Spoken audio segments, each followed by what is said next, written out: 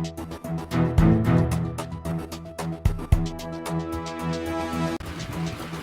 દર્શક મિત્રો, હું છું આપની સાથે યશ ગુપ્તા. આપ જોઈ રહ્યા છો પ્રકોપ ન્યૂઝ.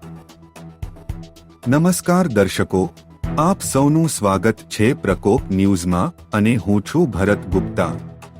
આજે આપણે લઈ જઈશું વડોદરા, જ્યાં સંકલ્પ દિન નિમિત્તે 108મા વર્ષની ઉજવણી કરવામાં આવી રહી છે. વડોદરાના કમાટીબાગમાં આવેલ સંકલ્પ ભૂમિ પર 23મી સપ્ટેમ્બરે મોટી સંખ્યામાં લોકો ઉમટી પડ્યા હતા.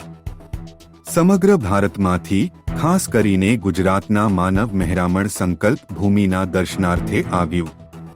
1917ના વર્ષના આ ઐતિહાસિક દિનને યાદ કરતા લોકો ડોક્ટર બાબા સાહેબ આંબેડકરના સંકલ્પને ઉજાગર કરવા માટે એકત્ર થયા.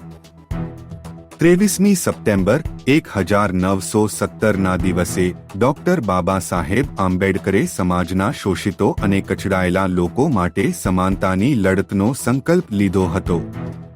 આજે 108મા વર્ષમાં આ સંકલ્પ દિનની ઉજવણીમાં તમામ સમાજના લોકો, રાજકીય કાર્યકરો અને બહુજન સમાજના યોદ્ધાઓએ ભાગ લીધો.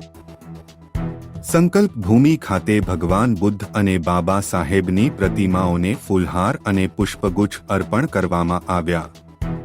બૌદ્ધ સંતોના માર્ગદર્શન હેઠળ વિવિધ સંગઠનો દ્વારા શાંતિપૂર્ણ રેલીઓ કાઢવામાં આવી હતી.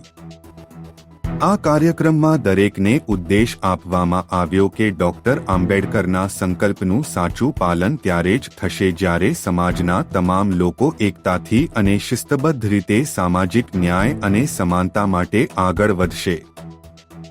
આજ માટે આટલું જ. વધુ માહિતી માટે જોડાયેલા રહો પ્રકોપ ન્યૂઝ સાથે.